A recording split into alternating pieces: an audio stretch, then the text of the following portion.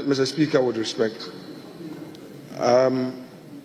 I will humbly plead with you, Mr. Speaker, that there are certain matters to be ironed out to ensure some tidiness in respect of my respected colleague who was formerly in leadership, Honorable Armah Kofi Buah.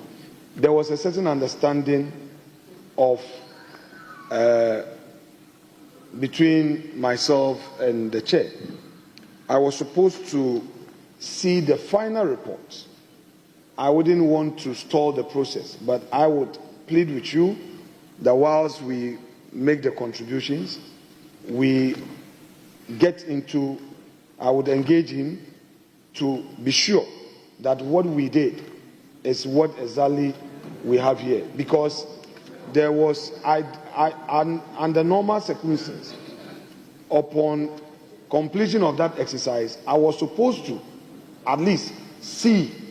Mr. Speaker, I hold the torch for my caucus, and all of us here know that beyond this chamber, we have the party that takes decisions. I do not want to be seen as having disobeyed party orders.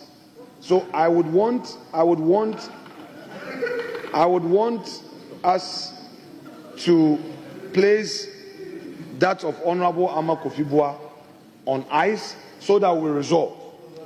I'm ready to see to it that we resolve that one so that we would proceed. And I will be sincere with you once I'm satisfied that what was agreed upon is exactly what has been captured. So we take it.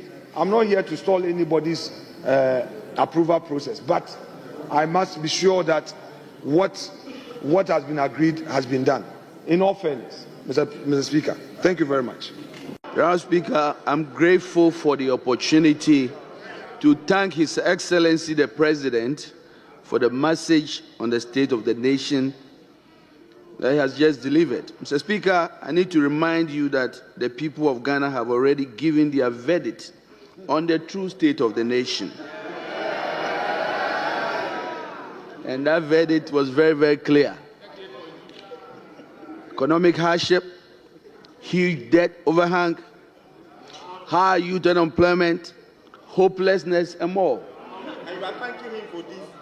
We have come to the end of the road for what has been undoubtedly the worst government under the Fourth Republic. Mr. Speaker, this abysmal record was confirmed on December 7th when the people of Ghana returned the most overwhelming and emphatic vote of rejection of any government ever witnessed under the Fourth Republic. Mr. President, you will be remembered as the first president who was cushioned by the IMF when you began, and you are still being cushioned at the end of your term. Mr. President, you left something very important in your account. You left out an account of your promise to God to build him a cathedral. But, Mr. President, Mr. President, I will leave that for you, between you and your God. Mr. President, let me remind His Excellency, Mr. Speaker, that his tenure in office will remain a timely reminder of how not to govern the country.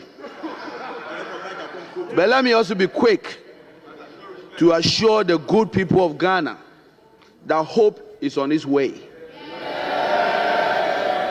And President John Dramani Mahama and the NDC, we can once again glean a brighter future from the throes of despair.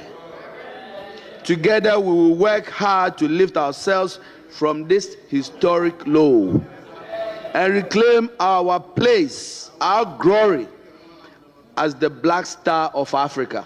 Once again, fellow Ghanaians, we are comforted and strengthened by the following words of scripture. And I'm quoting Exodus chapter 14, verse 13. And I quote, "And Moses said unto the people, Fear you not, stand still, and see the salvation of the Lord, which he will show you today. For the Egyptians whom you have seen today, you shall see them no more." Bye-bye, Mr. President. It is finished. With that, Mr. Speaker, I thank you very much.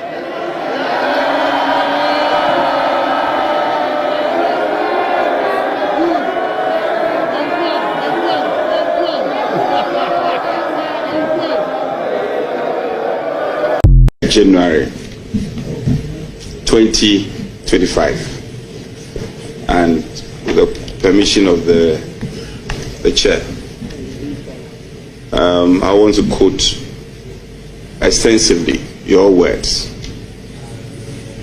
Deputy Minority Leader Mr. Armah Kofi Buah. Mr. Speaker, I am grateful for the opportunity to thank His Excellency the President for the message on the state of the nation that he has just delivered. Mr. Speaker, I need to remind you that the people of Ghana have already given their verdicts on the true state of the nation, and you got a good cheer for that. And that verdict was very clear. Economic hardship, huge debt, overhang, high youth unemployment, hopelessness, and more.